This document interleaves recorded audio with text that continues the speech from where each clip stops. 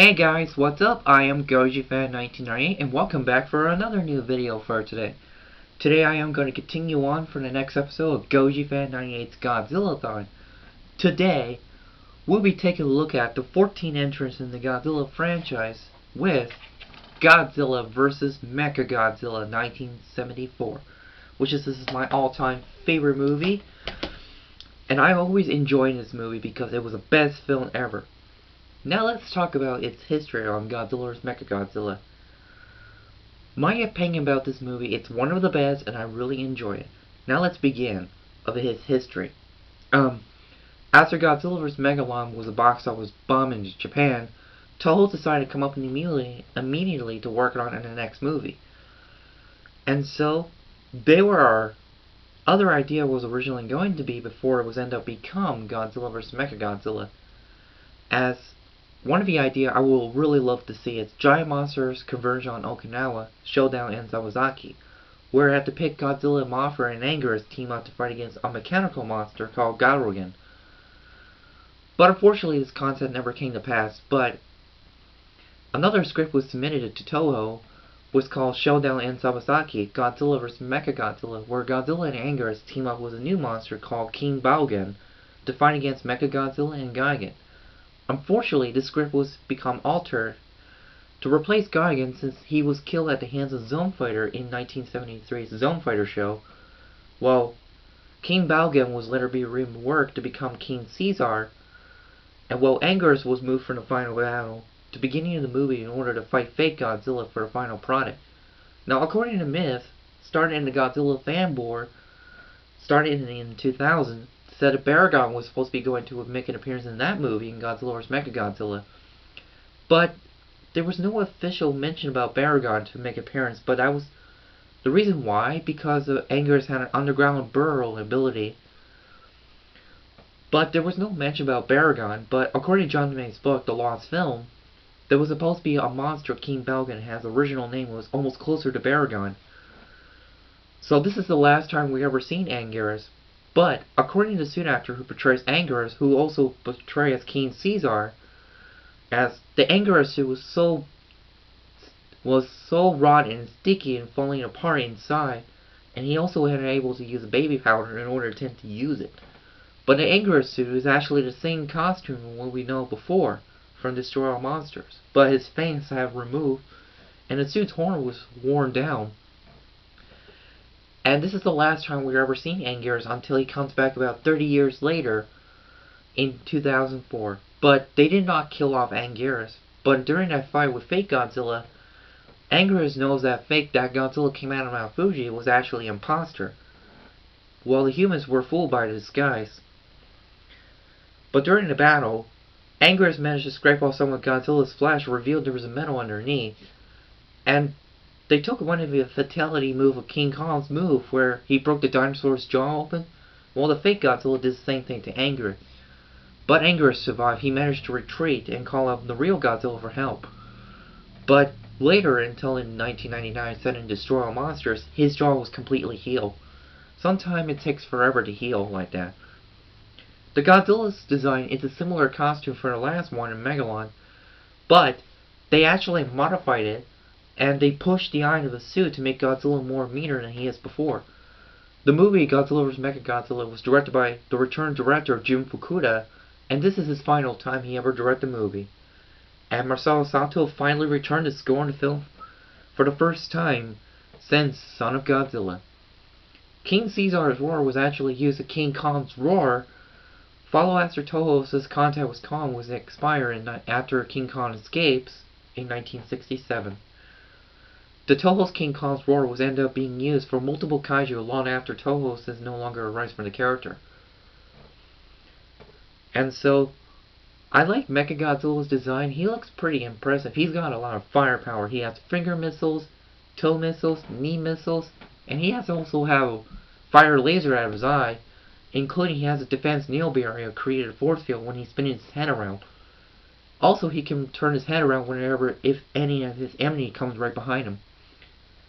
And on top of his head, according to that, he has a super radar to detect any movement of the enemy, could be underground or underwater, even sometimes when the enemy gets close to you. According to Jim Fukuda, he wanted to see if Mechagodzilla can defeat Godzilla by kicking his butt. So yeah. I like Mechagodzilla theme in this one. It was pretty impressive. I like the battle. Set in Okinawa was very impressive. Toho does set in a movie in Okinawa Seoul time, which included 1971's Toho film Battle of Okinawa, that's a pretty impressive film, but it was based on experience with it for set up in Okinawa. I like set in Okinawa, it was pretty impressive. Now, during the development for Mechagodzilla, he was originally supposed to be a rainbow color body before it was ended up become silver colorish, but it was actually decided against it, but they decided to go with silver coloration.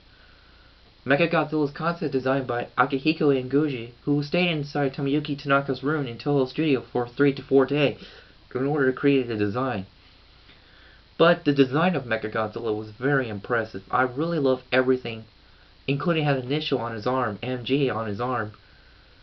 And also, the suit actor can see there was a window was in the shutter where it was on Mechagodzilla's neck. That's how he can see.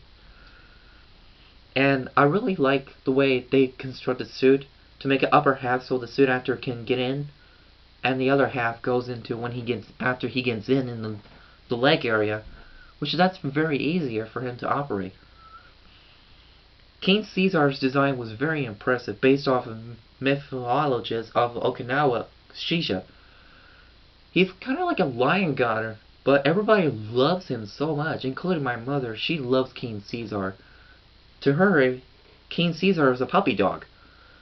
Well, we have two kaiju being like a cute dog-like appearance at the time, was Garugan and King Caesar, the way they flop the ears.